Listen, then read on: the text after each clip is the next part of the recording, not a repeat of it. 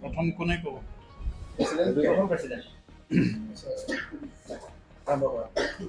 কিবা KSA এটা জাতীয় সংগঠন কিন্তু আজি আপোনালোকে পাঠ কৰিছে নতুন সভাপতি সম্পাদকো হৈছে গতিকে প্ৰথমতে আপোনালোকৰ অনুভৱটো জনাইছে পোনপ্ৰথমত কাৰ্বি ছাত্ৰ সন্থা মই নতুন সভাপতি হিচাপে নিৰ্বাচিত হৈছে প্লাছ 52 এনুৱেল জেনেৰেল কনফাৰেন্সত আমি তাত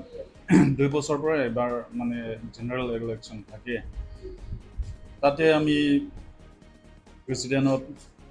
তিনিজন আৰু ছেক্ৰেটেৰিয়ত 2জন আমি পাৰ্টিচিপেট কৰিছোঁ তাৰপিছতে আমাৰ ব্ৰাঞ্চ মেম্বাৰ্ছ আৰু ৰিজনেল মেম্বাৰ্ছ গোটেই আৰু চেণ্ট্ৰেল কমিটি একা মৰম আশা কৰি আমাক জিকা ৰিজাল্টটো দিছোঁ সেইটো কাৰণে তাৰপাছত আমি 2 তাৰিখত আজিৰ দিনত আমি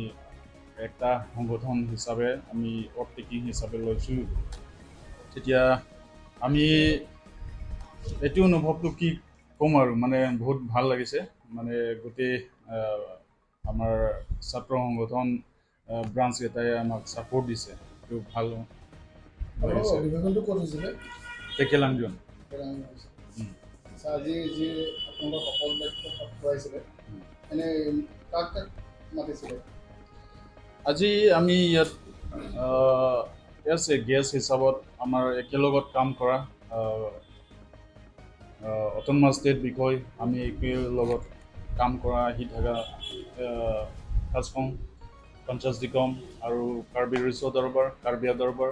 আৰু লগতে কাৰ্বি লামেট আমাই KCS আৰু women justice forum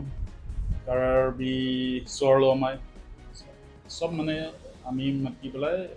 KSA presidency secretary চব আমি আজি সভাত মাতা হৈছে যিহেতু KSA এটা ছাত্ৰ সংগঠন গতিকে আপোনাৰ প্ৰথম কাৰ্যকাল আপোনাৰ প্ৰথম কামটো কি হ'ব চব আমি 52 এনুৱেল জেনেৰেল কনফাৰেন্স তাত এটা সিদ্ধান্ত লোৱা হয় KSA অৰ্গেনাইজেশ্যন মতে কি কাম কৰিব লাগে তাতে আমি ছাবজেক্ট কমিটি মিটিং পাতোঁ তাৰপিছতে কি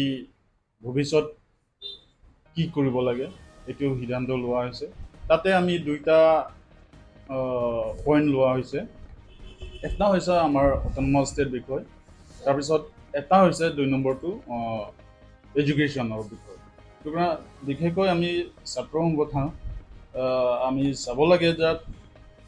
সদায় মানে ষ্টুডেণ্ট বিষয় চোৱা চিতাটো আমাৰ দায়িত্ব ক'ত স্কুল বেয়া হৈছে ক'ত স্কুল টিচাৰ যোৱা নাই তাতে আমি সদায় মানে চেক এণ্ড বেলেঞ্চ এইটো আমাৰ দায়িত্ব সেইটো কাৰণে তাৰ পাছতো আমি এইবিলাক চোৱা চিতাৰ পাছতো মানে আমি অট'নমাছ ষ্টেট এতিয়ালৈকে পোৱা নাই এইটো 1 নম্বৰ আমি সিদ্ধান্ত লৈছোঁ তাৰপিছতে এডুকেশ্যন ক্ষেত্ৰত আমি 2 নম্বৰ লৈছোঁ থেংক ইউ আপোনাৰ নামটো কৈ ল'ব গ'লে ঠিক আছে মোৰ নাম বাৰ্ণাবাছ কিলিং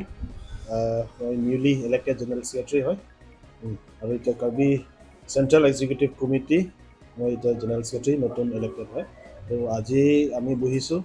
যে আজি আমাৰ অ'ট টেকিং হৈছে তো আজি অফিচিয়েলি আমি বহিলোঁ আজি আপোনাৰ প্ৰথম অনুভৱ জেনেৰেল ছেক্ৰেটাৰী হিচাপত কেনেকৈ লাগিছে ভাল লাগিছে তো আমি এতিয়া